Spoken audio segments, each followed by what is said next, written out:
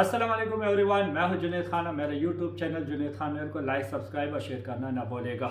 Well done England team के एक draw हुआ टेस्ट को जो है थोड़ा सा इंटरेस्टेड बनाया है जो देखने वालों के लिए। तो मैं कहूँगा ब्रेव डिसीजन, क्योंकि जिस तरह की हम लोगों ने विकेट बनाई थी तो वो बिल्कुल फ्लैट था, जिसपे ना बॉल्स था, ना स्विंग था, ना ब्रेक था, कुछ भी नहीं हो रहा था और जो भी बैट्समैन आ रहा था वो नॉकिंग ही कर रहा था। लेकिन यह कि जिस तरह का डिसीजन लिया है इंग्लैंड की टीम ने, सो ब्रेव और मैच को इंटरेस्टेड बनाया। इंटरेस्टेड इसलिए बनाया क्योंकि अभी कल का दिन है और पाकिस्तान को उन लोगों ने 343 का टारगेट दिया। हालांकि उनके भी 3 विकेटें बाकी थी और उन लोगों ने डिक्लेयर किया 264 पे। इसमें ये हो सकता है कि जिस तरह कुछ लोग कह रहे हैं कि यार इंग्लैंड ने जो डिसीजन लिया गलत किया, वो ये मैच हार भी सकते हैं।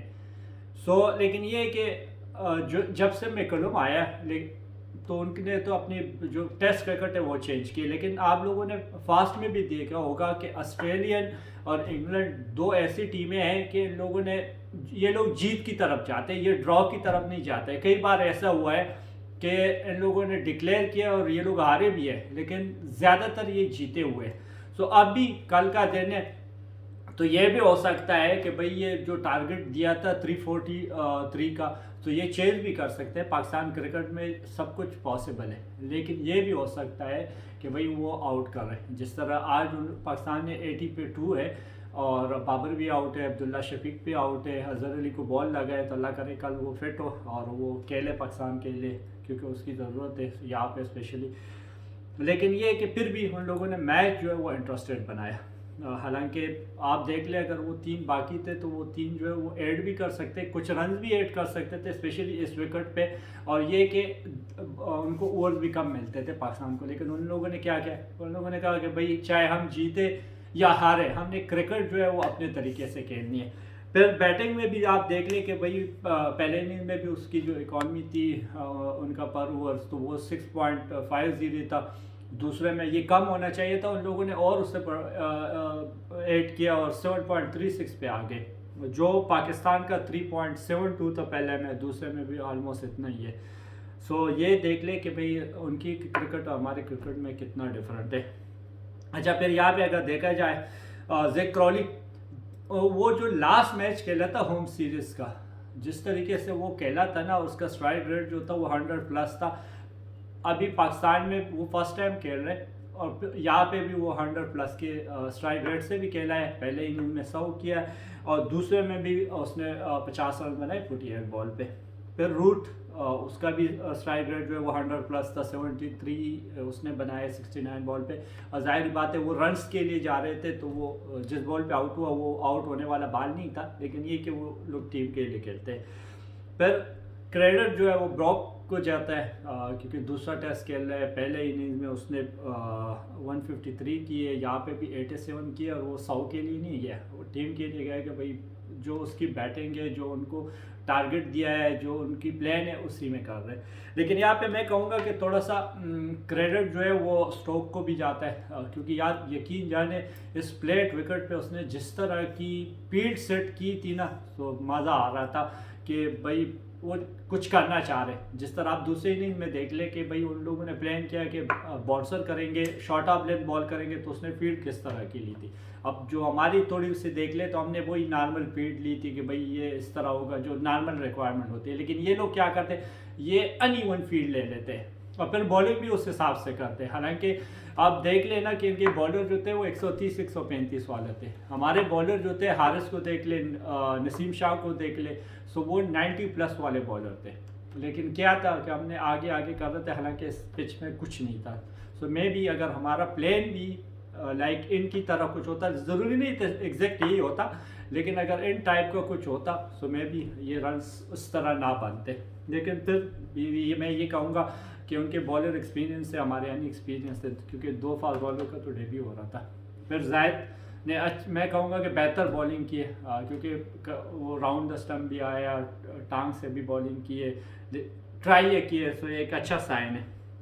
अभी देखते हैं कि इस मैच का क्या रिजल्ट निकलता है। मेरे हिसाब से तो अगर बारिश नहीं हुई तो रिज़ल्ट निकल सकता है इस मैच का। सो अब देखते हैं। मैं तो ये कहूँगा बीके पाकिस्तान के पाकिस्तान जीत जाए और गुड लक पाकिस्तान टीम। अच्छा, फिर जब इंडिया बांग्लादेश की अगर बात की जाए, सो आज उनका पहला वनडे हुआ है और जिस तरह हमने जिक्र किया था कि भाई इंडियन जो पास में उनकी जो परफॉर्मेंस रही, तो जाहिर बात है मीडिया भी उनके अगेंस्ट है, क्रिकेट बोर्ड पे भी प्रेशर है, कप्तान पे भी प्रेशर है। तो वो पूरे स्ट्रेंथ के साथ गए, स्पेशली बैटिंग में, क्योंकि रोहित भी गया है, विराट भी खेला है, राहुल भी गया है, शेखर भी गया हुआ है, तो पूरे स्ट्रेंथ के साथ गए। लेकिन मैंने कल भी जिक्र किया था कि बांग्लादेश जो है वो टफ टाइम देता है होम कंडीशन में।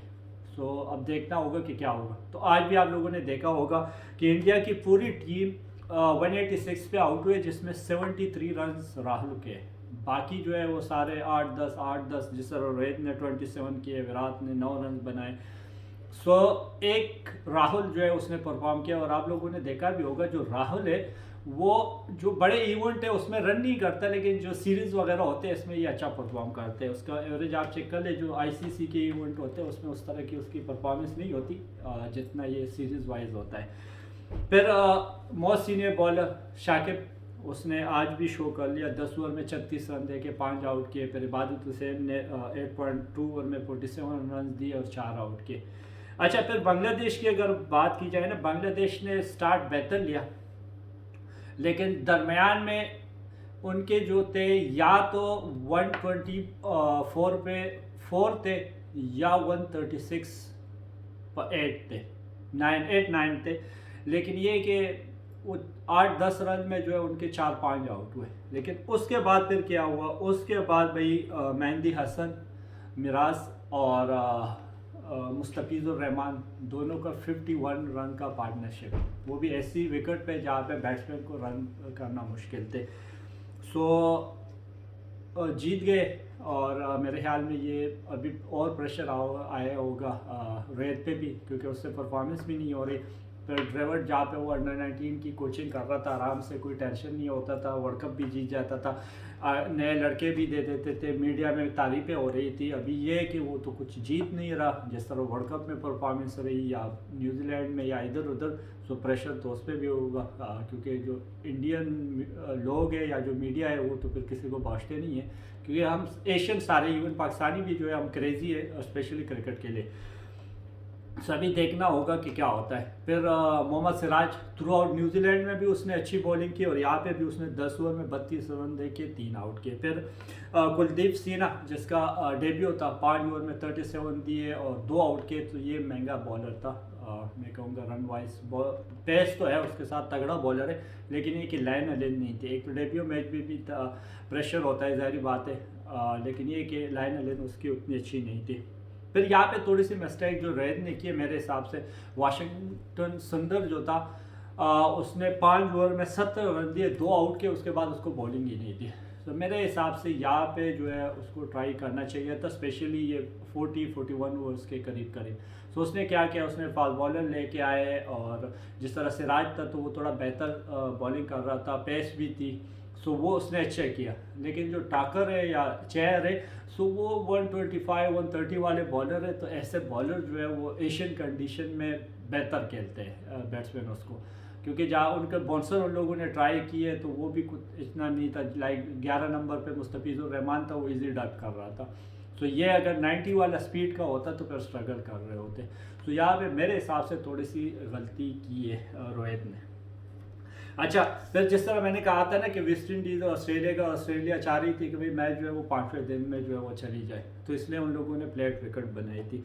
तो यहाँ पे ऑस्ट्रेलिया जीती है 164 रन से। नितिन लायन ने जो है वो 128 रन दिए और 6 आउट किए। और विकेटों में भी वो अभी आ गए, अब स्टैम्प से ऊपर हो गए, 443 समथिंग जो है उसके विकेटें हो गए टेस्ट क्रिकेट में। तो एक बिग अचीवमेंट है, वो भी ऐसे स्पिनर के लिए जो ऑस्ट्रेलिया हो, और वो भी फिंगर स्पिनर। रेस्ट स्पिनर फिर भी आउट कर जाता है, लेकिन फिंगर स्पिनर के लिए बड़ी बात है ऑस्ट्रेलियन जैसे कंडीशन में आउट करना।